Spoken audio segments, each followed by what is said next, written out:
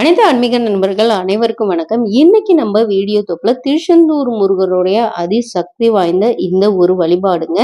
நீங்க இந்த வழிபாடை உங்க வீட்டுல செய்யும் பொழுது பாத்தீங்கன்னா திடீர் பணவரவு, அதிர்ஷ்டம் உண்டாகும். இதை செய்தாலே போதும். இந்த மாதிரி நீங்க உங்க வீட்டுல ரொம்ப எளிய முறையில வழிபாடு செய்து நீங்க எந்தெந்த விஷயம் உங்களுக்கு நடக்கணும் அப்படின்னு நீங்க நினைக்கிறீங்களோ அதை திருச்செந்தூர் முருகரை மனதார நினைத்து உங்க வீட்டு பூஜை அறையில நீங்க செய்து வழிபாடு செய்யுங்க. இப்போ உங்கள்ல ஒரு சிலர் பல பேர் பாத்தீங்கன்னா திருச்செந்தூருக்கு நான் போய் முருகப்பெருமான வழிபாடு பண்ணணும் அப்படின்னு நம்ம நினைச்சிட்டு இருக்கோம். ஆனா இத்தனை வருஷம் ஆயிட்டுங்க, நாங்க எங்கனால போகவே முடியல. ஏதாவது ஒரு சூழ்நிலையில போகலான்னு பார்த்தா ஏதாவது ஒரு தடங்கள் வந்துகிட்டே இருக்கு அப்படின்னு பாத்தீங்கன்னா ஒரு சில பக்தர்கள் நம்மளுக்கு கமெண்ட்ஸ் பண்ணுவாங்க. ஆனா நீங்க உங்க வீட்டிலேயே இந்த வழிபாட உங்களுக்கு ஒரு காப்பு கயிறாட்டம் இருக்குங்க. இந்த வழிபாடு இது பல பக்தர்கள் அவங்க வீட்டிலேயே முருகப்பெருமானுடைய அனைத்து பக்தர்களுமே அவங்க வீட்டுக்கு அவங்களே செய்து அவங்களே பயன்படுறாங்க. நீங்களும் உங்க வீட்டு பூஜையர்ல இந்த வழிபாடை செய்யுங்க. ஏன்னா எப்பொழுதுமே பாத்தீங்கன்னா நம்மளோட ஒவ்வொரு வழிபாடுலையும் நம்ம நம்பிக்கையோட கடவுளை முழு மனதார ஏத்து நம்ம செய்யணும். ஏன்னா இப்ப பாத்தீங்கன்னா நம்ம ஒவ்வொரு நாளையுமே கடக்கிறது பாத்தீங்கன்னா ரொம்ப கடினமான விஷயமா இப்ப இருக்குது. நம்ம வாழ்க்கையில எத்தனையோ துன்பங்களை எல்லாம் நம்ம கடந்து ஒரு விஷயத்த சாதிக்கிறதே பாத்தீங்கன்னா பெரிய சாதனை ஆயிடுது. அதாவது நம்ம குடும்பத்திலேயே ஒரு விஷயத்த நம்ம செய்து முடிக்கணும் அப்படின்னு நினைக்கும் பொழுது அதுலயே பாத்தீங்கன்னா பல தடைகள் வந்துகிட்டே இருக்கும். அதே போல பணம் வரவும் பாத்தீங்கன்னா நம்ம எந்த ஒரு வேலை செய்து சம்பாதிச்சாலும் இல்லை, நம்ம கல்லா பெட்டி இல்லைனாலும் நம்ம பேக்கெட்ல பணம் வைத்திருந்தாலுமே அது ஏதாவது ஒரு ரூபத்துல செலவு வந்துகிட்டே இருக்கும். வரவு வருதோ இல்லையோ செலவு வந்துகிட்டே இருக்கும். ஆனா நீங்க நம்ம எப்பொழுதுமே வீட்டுல இந்த வழிபாட நீங்க செய்யுங்க. உங்க வீட்டுல யாருக்கும் உடல்நிலை சரியில்லாம அடிக்கடி வரும் பொழுதும் இந்த மாதிரி நீங்க இந்த வழிபாட செய்யுங்க. அதாவது கயிறுங்க, பச்சை கயிறு. அந்த கயிறை நீங்க உங்க கையில உங்க வீட்டிலேயே எப்படி வழிபாடு செய்து கட்டணும் அப்படின்றதுதான் நம்ம இந்த வீடியோல நம்ம முழுமையா சொல்ல போறேங்க. ஏன்னா நம்ம ஒவ்வொருத்தரும் பாத்தீங்கன்னா நம்ம முடியல, உடம்பு சரியில்லை, வீட்டுல ஒவ்வொரு பிரச்சனை அடுத்தடுத்து வந்துகிட்டு இருந்தா நம்ம கோயில்ல போய் ஒரு ஒரு சில பக்தர்கள்ட்ட நம்ம போய் அங்க கோயில்ல ஐயருங்கள்ட்ட கயிறு கட்டிட்டு வருவோம். அதே இதை நீங்க உங்க வீட்டுல அந்த கயிறை நீங்களே மனதார பிரார்த்தனை பண்ணி உங்க வீட்டிலேயே நீங்க செய்து வழிபாடு செய்யலாம். இப்ப இதுக்கு தேவையானது பாத்தீங்கன்னா பச்சை கயிறு நீங்க வாங்கிக்கோங்க.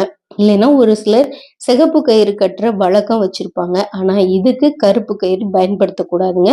வேணும்னா நீங்க பச்சை கயிறு பயன்படுத்தலாம், இல்லைன்னா சிகப்பு, ஆரஞ்சு இந்த 3 கலர்ல நீங்க பயன்படுத்தலாம். அதுலயும் பச்சை கயிறு நீங்க முருகப்பெருமானை நினைத்து நீங்க வழிபாடு செய்யுங்க. ஏன்னா பச்சை, சிகப்பு, ஆரஞ்சு எல்லாமே பாத்தீங்கன்னா முருகருக்கு உகந்த கலர் தான். ஆனா நம்ம பண வரவுக்கும் அதிர்ஷ்டத்திற்கும் பாத்தீங்கன்னா இந்த பச்சை கயிறு தான். இப்ப திருச்செந்தூருக்கு போனீங்கன்னா நம்மளுக்கு அந்த விபூதி வச்சு கொடுப்பாங்க. அதுல நம்மளுக்கு பச்சை கயிறு தான் வச்சு நம்மளுக்கு கொடுப்பாங்க. அதே போல நீங்க உங்க வீட்டு பூஜை அறையில பச்சை கயிறு கடையில இருக்கும், நீங்க வாங்கிட்டு வாங்க.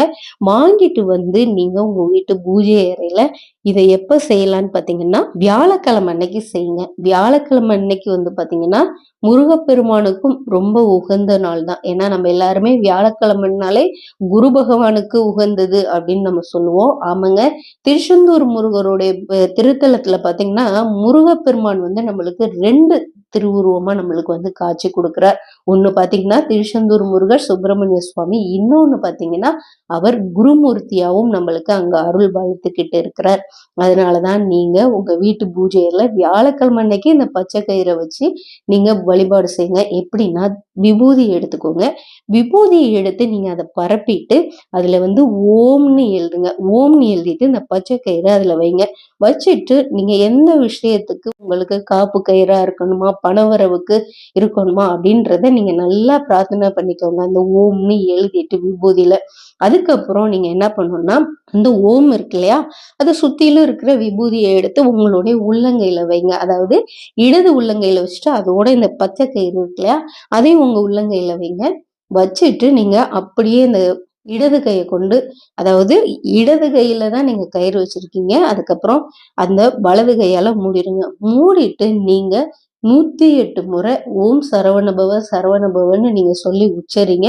உச்சரிச்சுட்டு அதுக்கப்புறம் அந்த கையை திறக்காதீங்க. அப்படியே நீங்க வந்து நல்ல முருகப்பெருமான மனதார நினைத்து அந்த தீபத்தை பார்த்து எந்த விஷயம் உங்களுக்கு நடக்கணும், உங்களுக்கு காப்பு கயிறா இருக்கணும், பண வரவுக்கு தடை இல்லாம இருக்கணும் அப்படின்றத ஒரு விஷயத்த மனதார வேண்டிக்கோங்க. இல்ல எந்த விஷயமா இருந்தாலும் நீங்க அதை வச்சு வேண்டிக்கோங்க. வேண்டிக்கிட்டு நீங்க அதுக்கப்புறம் அந்த கயிறை நீங்களே வந்து உங்க கையில அந்த கயிறை கட்டிக்கோங்க. ஏன்னா இப்ப நீங்க பாத்தீங்கன்னா நம்ம கோயிலுக்கு போய் அங்க வழிபாடு செய்துட்டு அங்க உள்ள ஐயர் வந்து நம்மளுக்கு எப்பொழுதுமே வந்து நம்ம கயிறு கட்டி விடையில பாத்தீங்கன்னா ஏதாவது மந்திரம் சொல்லிட்டு நம்மளுக்கு வந்து கட்டி விடுவாங்க. இதே போல நீங்க மத்தவங்களுக்கு சொல்லி கட்டும் பொழுது பாத்தீங்கன்னா நீங்க ஓம் சரவணபவ சரவணபவன்னு 108 முறை உச்சரிச்சிருக்கீங்க இல்லையா? அதையே சொல்லிட்டு நீங்க அவங்களுக்கு ஒவ்வொரு முடிச்சு போடும் பொழுதுமே பாத்தீங்கன்னா 3 முடிச்சு கயிறுல போடணும்.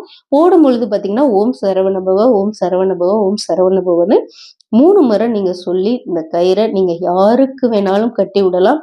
நீங்களும் கட்டிக்கலாம். ஏன்னா இப்ப நம்மளுக்கு பாத்தீங்கன்னா போட்டி பொறாமை, நம்ம தொழில் பண்ற இடத்துலயும் பிரச்சனை, வேலைக்கு போற இடத்துலயும் பிரச்சனை, இப்ப நம்ம வீட்டு பக்கத்துல உள்ளவங்களும் பிரச்சனை. இது அனைத்தையுமே வந்து நம்ம எப்பொழுதுமே நம்மளுக்கு முருகப்பெருமானுடைய அருள் எப்பொழுதுமே நம்ம கூட இருக்கு அப்படின்ற ஒரு கயிறு நம்பிக்கை. அந்த நம்பிக்கையை நீங்க முருகப்பெருமானை நினைத்து இந்த கயிறு வழிபாட உங்க வீட்டுல செய்யுங்க. ஏன்னா இப்ப ஒரு சிலர்னால நம்ம நினைச்சப்ப கோயில் போக முடியாது, அங்க போய் வழிபாடு செய்ய முடியாது. இல்ல நீங்க போய் பல இடங்கள்ல நீங்க வழிபாடு செய்து கொடுத்தாலுமே அதுல ஒரு சிலருக்கு பலன் அளித்திருக்காது. நீங்க நம்பிக்கையோட உங்க வீட்டுல உள்ள பெரியவங்களை இந்த வழிபாடு செய்ய சொல்லி நீங்க இந்த காப்பு கயிறை ஒவ்வொரு முறையும் நீங்க வந்து மாத்துறது பாத்தீங்கன்னா ஒரு கயிறோட பவர் எப்பொழுதுமே பாத்தீங்கன்னா 48 நாள், அதாவது ஒரு மண்டலம் தான். ஆனா ஒரு மண்டலம் முடிந்ததுக்கு அப்புறம் நீங்க திரும்ப இந்த கயிறை மாத்திக்கலாம். இதே முறையில வழிபாடு செய்து உங்க வீட்டு பூஜை அறையில உங்க வீட்டு பெரியவங்க, இல்ல எங்க வீட்டுல பெரியவங்க இல்ல அப்படின்னீங்கன்னா யாருக்கு கடவுள் மேல அதிக நம்பிக்கை இருக்கோ அவங்கள வழிபாடு பண்ணி தர சொல்லி நீங்க கட்டிக்கோங்க. ஏன்னா கடவுளோட நம்பிக்கை யாருக்கு இருக்குதோ அவங்களுக்கு தெரியாமலே அவங்க ரூபத்துல கடவுள் அவங்க உடம்புல இருப்பாங்க. அதனால நீங்க நம்பிக்கையோட கடவுள் மேல நம்பிக்கை உள்ளவங்கள்ட்ட இந்த கயிறை நீங்க கட்டிக்கோங்க. கண்டிப்பா நல்லதே நடக்கும். திருச்செந்தூர் முருகர் எப்பொழுதுமே அனைவருக்கும் உறுதுணையா இருப்பார். நம்பிக்கையோட இதை செய்யுங்க. இந்த வீடியோ பதிவு உங்களுக்கு பிடிச்சிருந்துச்சா நம்ம சேனலை லைக் பண்ணி சப்ஸ்கிரைப் பண்ணிக்கோங்க. மறக்காம பெல் ஐக்கானை தட்டி விட்டுக்கோங்க.